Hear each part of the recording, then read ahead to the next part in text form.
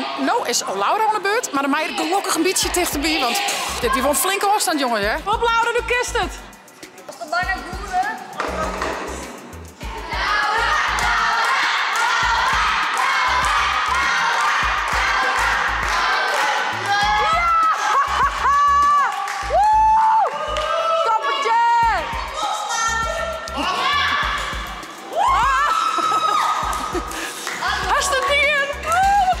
Ik vind het, ik trail er zelf al van, wat spannend.